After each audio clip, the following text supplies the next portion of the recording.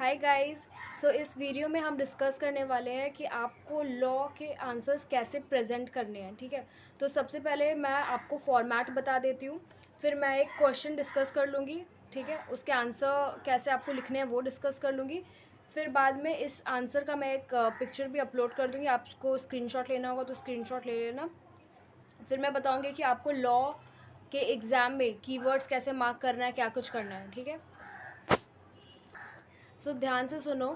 First में कोई भी आंसर स्टार्ट कर रहे हो तो फर्स्ट में तुमको लिखना होगा as per the provisions of the, जैसे कि मान लो ये कंपनीज एक्ट का क्वेश्चन है। ठीक है, तो तुमको फर्स्ट में लिखना होगा as per the provisions of the Companies Act 2013।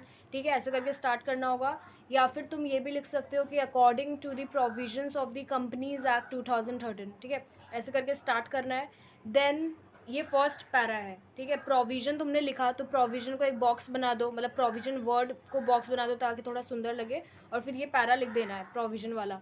फिर उसके बाद में सेकंड पैरा में तुमको फैक्ट ऑफ द केस लिखना है। फैक्ट ऑफ द केस में जो भी क्वेश्चन में लिखा है, जैसे यहाँ पे ये वाले क्वेश्चन, मेरे सामने जो क्वेश्चन है उसमें लिखा है कि a group of individual intend to form a club, उनको एक क्लब बनाना है। सेक्शन 8 कंपनी का आई गेस, नहीं सेक्शन 8 कंपनी नहीं है। ठीक है, तो जो भी है कंपनी का है, कंपनीज एक्ट, हाँ सेक्शन 8 कंपनीज का ही है। तो पूरा सेम तुमको छाप देना फैक्ट ऑफ द केस में, a group of individuals intend to form a club. ठीक है, ये पूरा तुमने सेम छाप दिया फैक्ट ऑफ द केस में।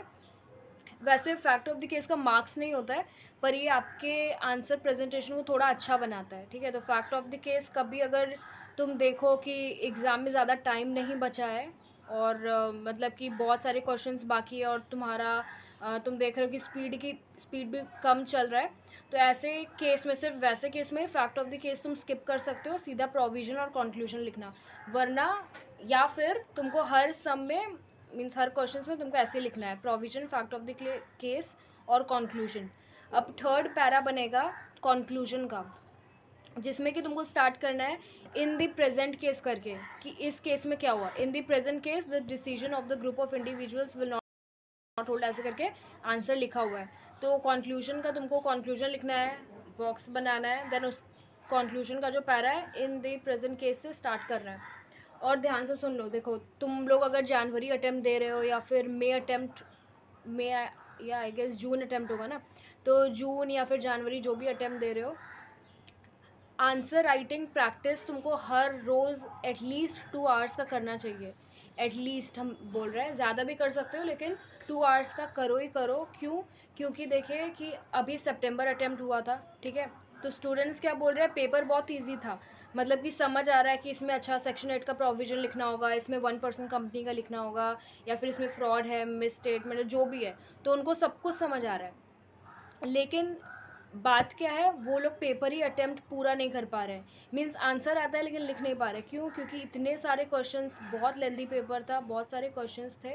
और हर, अगर आपने लॉ अभी तक स्टार्ट भी किया होगा तो आपको पता होगा, अगर आपने कोई आंसर भी लिखा होगा तो आपको पता होगा कि हर एक क्वेश्चन में बहुत टाइम लगता है, लाइक 15 से 20 मिनट्स लग जाते हैं। अगर थोड़ा छोटा क्वेश्चन होगा तो 10 मिनट्स में हो जाएगा, या फिर 15 मिनट्स, मिनिमम से मिनिमम 15 मिनट्स लगता ही है कोई भी आंसर लिखने में, क्योंकि प्रोविजन लिखना है और फिर सोच के भी ये भी लिखना है कि आईसीआई का ही लैंग्वेज हो।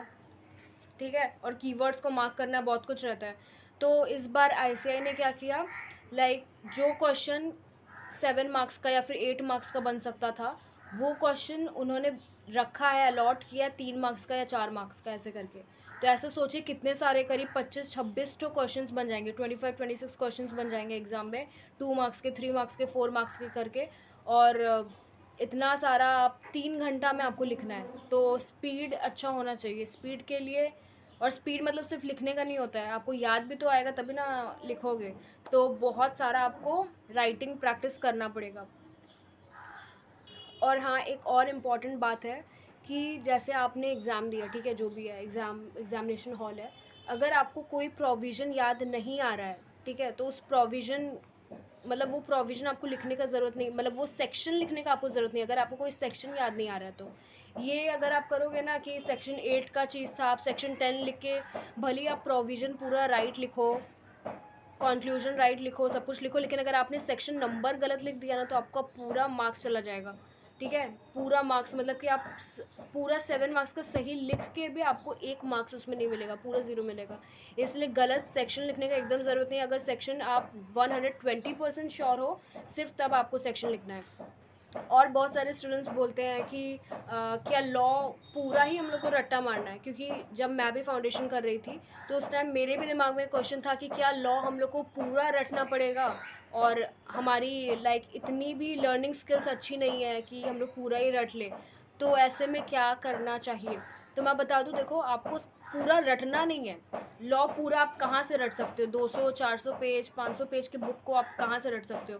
तो आपको वैसे रटना नहीं है, आपको करना ये है कि प्रोविज़न जो होता है ना, वो आपको एग्जैक्ट लिखना पड़ता है। प्रोविज़न अगर आप उल्टा फुल्टा लिखोगे, जैसे कोई डेफिनेशन दिया हुआ है किसी सेक्शन का, जैसे कि फ्रॉड का या फिर कोअर्शन का डेफिनेशन एक दिया हुआ है, एग्रीमेंट का डेफिनेशन दिया हुआ है कि एग्रीमेंट किसको बोलते हैं। अब एग्रीमेंट के डेफिनेशन में आप अपने वर्ड्स घुसा रहे हो, अपना इंग्लिश घुसा रहे हो, तो ऐसे मार्क्स नहीं मिलेगा, या फिर मार्क्स कम मिलेगा। हो सकता है मार्क्स दे भी दे, 2 मार्क्स का चीज़ होगा तो हाफ मार्क्स दे देगा, लेकिन उससे ज़्यादा नहीं देगा। इसलिए डेफिनेशंस में आपको अपना कलाकारी नहीं करना है, डेफिनेशन को एज इट इज़ लर्न कर लो, ठीक है, अच्छे से लर्न कर लो। Then fact of the case तो आपको क्वेश्चन से ही छापना होता है, एंड कंक्लूजन तुम अपने से बना बना के थोड़ा लिख सकते हो, साथ में फैक्ट ऑफ द केस से भी थोड़ा पॉइंट ले लो कंक्लूजन में, ताकि कंक्लूजन में पता चले कि अच्छा मीन्स इस क्वेश्चन में ये था तो इसका रिजल्ट ये निकला, इसका कंक्लूजन ये निकला, कंक्लूजन को ऐसे लिखते हैं। तो ये करना है एग्ज़ाम में। साथ में कीवर्ड्स, आप अभी भी राइटिंग प्रैक्टिस कर रहे हो तो कीवर्ड्स को थोड़ा मार्क कर लिया करो, मीन्स अंडरलाइन कर दिया करो।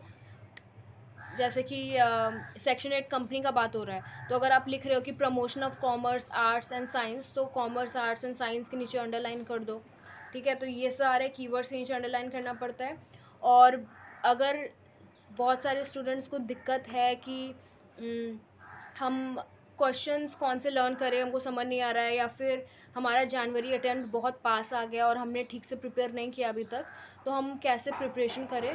तो आप ये कर सकते हो, कॉन्सेप्ट क्लैरिटी के लिए आपको वीडियो देखना पड़ेगा, और अगर आप कोचिंग कर रहे हो तो कोचिंग करो, अपना सब कुछ कॉन्सेप्ट क्लैरिटी अच्छे से करो। देन उसके बाद ये कर सकते हो कि ग्रूमिंग एजुकेशन एकेडमी का एक परफेक्ट प्रैक्टिस बुक आप ख़रीद सकते हो, ठीक है। उसमें MTP RTP और प्रीवियस ईयर क्वेश्चंस ये सारे उस बुक में आपको मिलेंगे एक साथ।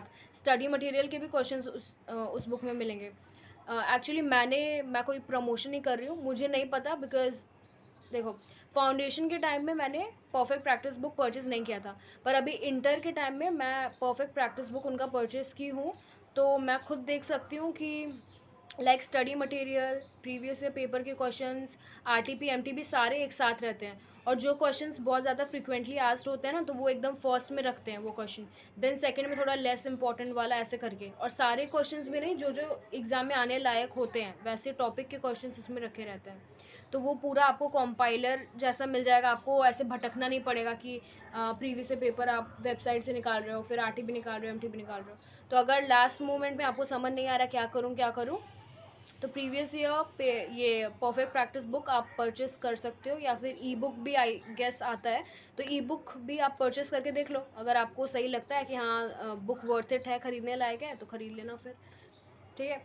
तो ये सारा चीज़ करना है। एक और बात, मैं इसी चैनल पे एक पॉडकास्ट लाने वाली हूँ, एक CA फाइनल स्टूडेंट है, अभी हाल फिलहाल में मेरा उनसे कांटेक्ट हुआ है, तो CA फाइनल स्टूडेंट के साथ मैं एक वीडियो बनाने वाली हूँ, ठीक है, जिसमें जो भी आपके क्वेरीज़ है, या फिर मेरे खुद के, मैं CA इंटर कर रही हूँ तो मेरे क्वेरीज़ या फिर और भी स्टूडेंट के क्वेरीज़ है, मैं उनसे पूछूंगी और वो उसका आंसर करेंगे, ठीक है। जैसे कि आर्टिकलशिप के टाइम में क्या करना चाहिए, हमें प्रैक्टिस करना चाहिए या जॉब करना चाहिए, जो भी ये सबसे रिलेटेड क्वेरीज़ है, या कुछ भी रिलेटेड क्वेरी है CA इंटर या फिर CA फाइनल से रिलेटेड, तो आप वो कमेंट कर सकते हो मेरे को, क्योंकि आप फाउंडेशन स्टूडेंट भी हो, तब भी CA इंटर से भी रिलेटेड हम लोग जानने का कोशिश करते ही हैं। तो अगर ये वीडियो कोई CA इंटर का स्टूडेंट या फिर फाउंडेशन का स्टूडेंट जो भी देख रहा है, अगर आपके माइंड में कोई भी क्वेरी है तो आप कमेंट कर लो, मैं जब वीडियो बनाऊंगी तो वो सारे क्वेरीज़ मैं उनसे पूछूंगी। Okay, thank you.